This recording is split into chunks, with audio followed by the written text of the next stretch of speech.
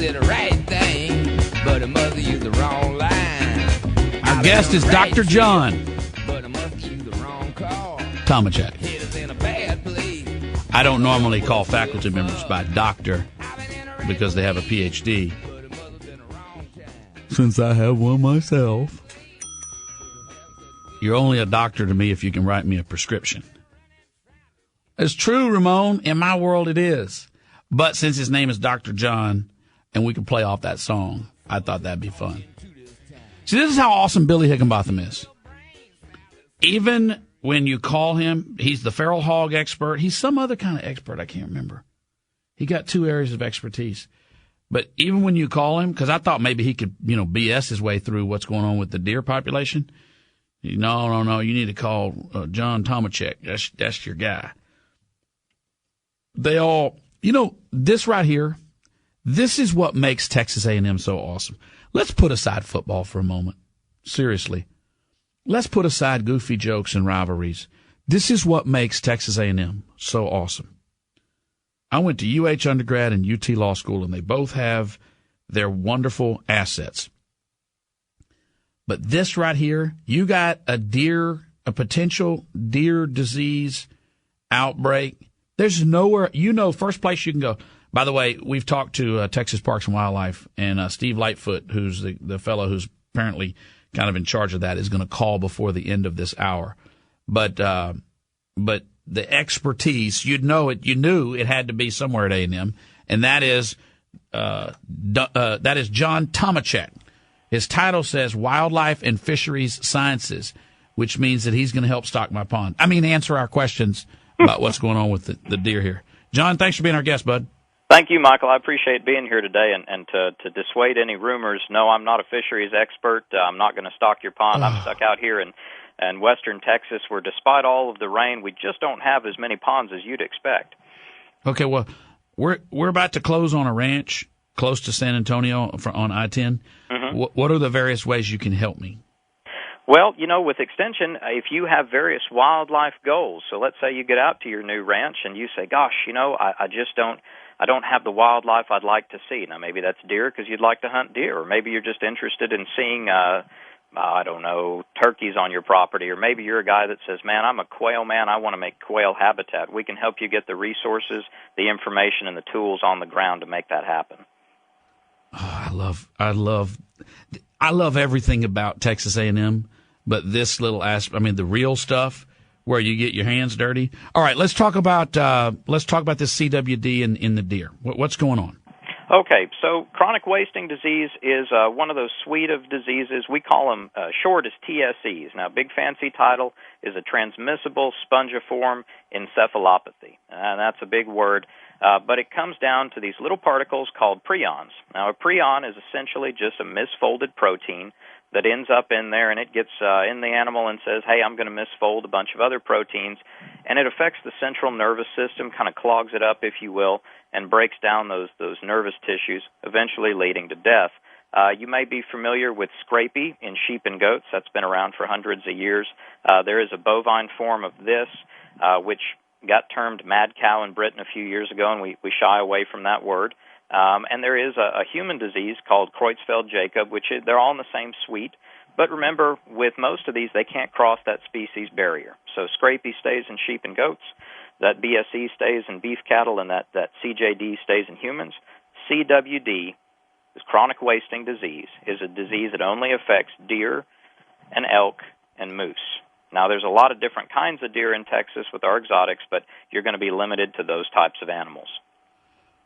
So one of the things I read was that the Centers for Disease Control is doing research, and they didn't definitively say that this cannot spread from deer to humans, but you do.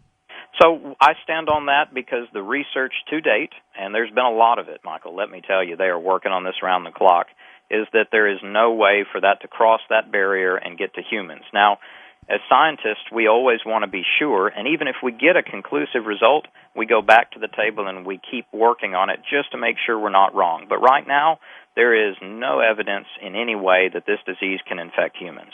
All right, so how do we know that there was a CWD outbreak?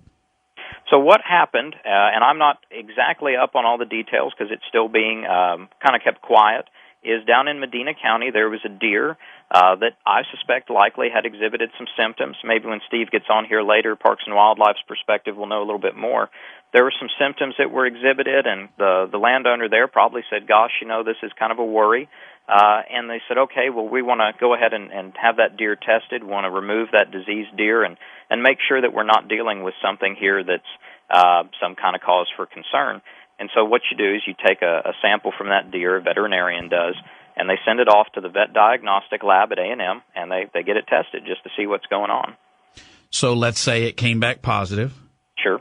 And so they determine, all right, we have not an outbreak. I used the wrong one. We have a case of CWD. You bet, just a case.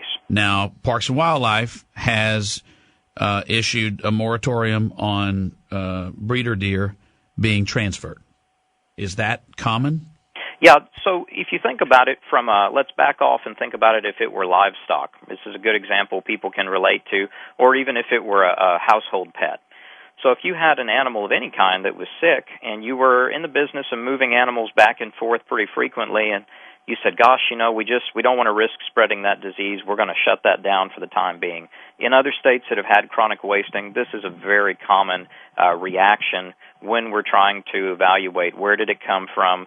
So did that deer come from somewhere else, and where have deer from there gone to? Just trying to figure out where all the pieces and parts are to make a better reaction, right? So you don't want to let things get out of hand unnecessarily. But, hey, we may come and find out, gosh, everything is fine. It's just precaution. John Tomecek is from Texas A&M University, and we're talking about the deer population in Texas. And how transmissible, how contagious is this TSE, this CWD? So the CWD can be transmitted in a number of ways, and it has to do with how much contact the deer are going to have with those infectious agents in the environment. So the way this gets transmitted is in saliva and in urine and fecal depositions, and from carcasses of animals that were infected. So what happens is those prions, those particles we talked about, get shed in the environment through those ways, and they end up on the ground, in the soil, you name it. And when deer come into contact with those, they do have a chance of becoming infected. Now, I'm not a licensed veterinarian, nor am I a vet researcher, so I can't tell you the exact transmission rate. But the thing to remember is, if you've got deer that are pretty sparsely populated, think about far west Texas, right? Your chance of coming into contact with those is pretty low. But if you've got a lot of deer in a very small area, you might have a higher chance. So that might be a place where we're more concerned about it. But most of these transfers do happen between individuals. So let's say you have a 2-year-old buck out there, for example, and they deposit some of this material on the landscape, and then you have another 2-year-old buck walk up and get exposed. We'd call that an indirect transfer. You might have a direct transfer where those two come into direct contact with one another. That seems to be the way it's transmitted, not as much from mother to offspring. So doe to fawn doesn't seem to be very important in the transmission there.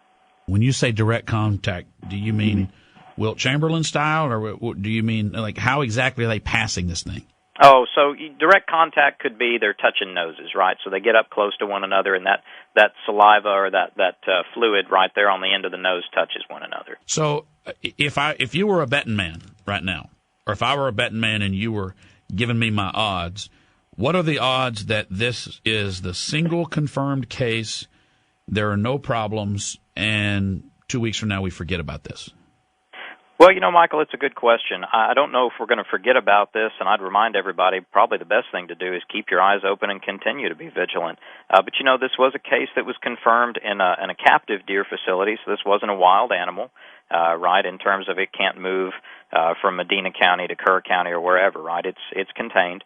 And, to give you the odds, gosh, I don't know right now because I don't know how often deer come in and out of that facility. But I'd say odds are probably pretty good that we got early containment on it, and that with the help of Parks and Wildlife and the Animal Health Commission, we're going to be able to control this one pretty well. But, it never is a bad idea to keep our eyes open and be vigilant. How many times that you can recall recently has there been a confirmed case of CWD? In Texas or elsewhere? In Texas.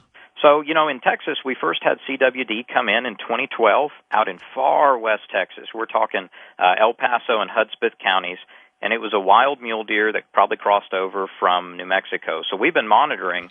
From New Mexico or Mexico? New Mexico. All right. All right. So it came in more than likely. This isn't what Donald Trump was talking about, is it? I have not kept up with what Donald Trump has said lately. All right, because he was saying something. Okay. So, we had that happen. Parks and Wildlife got on the ground in a hurry, and they've had monitoring efforts since then. I think occasionally a new case has been reported, but they're sampling intensively out there, and it's just not very many that come up. So we've kept that contained since 2012, and it's not been an issue for Texas mule deer hunters.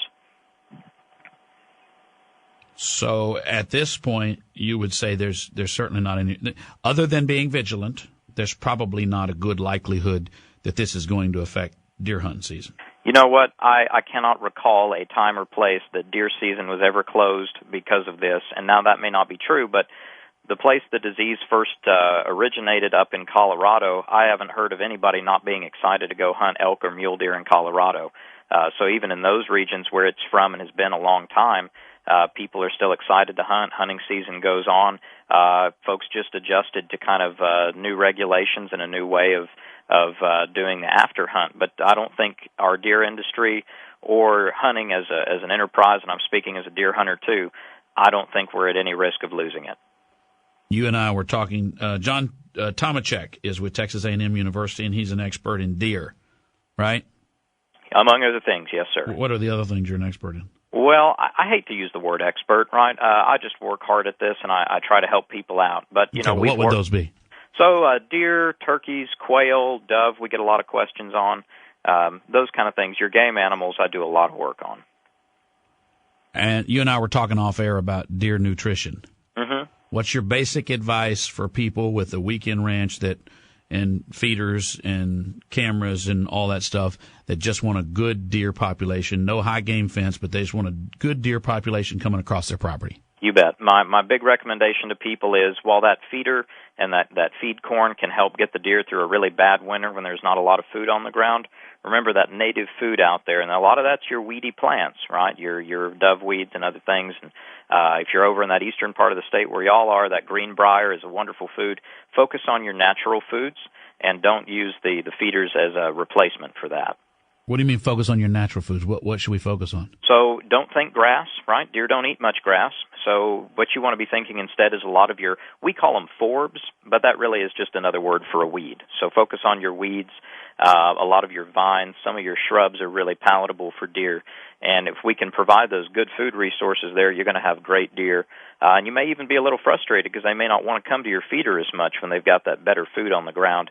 If you're in the eastern part of the state, as I know y'all are, beauty berry is one of those things that's a premium deer food. If you see those big, beautiful purple berries that come out every year, they love that stuff. They love the berry and they love the leaf. So, your local Parks and Wildlife biologist or your county extension agent can help direct you towards what are the kind of plants for your region, right? Out here in San Angelo, it's very different than it is over in Houston or in that area. So you want to focus in for what in your region with the amount of rainfall you get can you grow that's good deer food. Is there anything you're noticing for this deer season that would make it any different than years past, a better population or anything else? I think this year with all the rain we've had across the state, we have had an excellent fawn crop. I think if it's not going to show this year in the numbers, I think it probably will next year. But, this year I'm expecting a lot better nutritional status. Our deer are going to be better body condition because they've had more to eat, right? We're just able to grow more food this year than certainly we were in the last number of years when we've been in that bad drought cycle. I would love to have you come to Houston and spend an evening at the Redneck Country Club lecturing and then answering questions. I think we would have a lot of listeners that would love to come out and hear you talk and give advice. So we got to set that up. I'd love to do that for you, Michael. All right, Dr. John Tomecek. Thanks for being our guest, sir. Thank you, sir. And there you have it. Michael Berry. I feel like I get a lot of information from his show. The Michael Berry Show.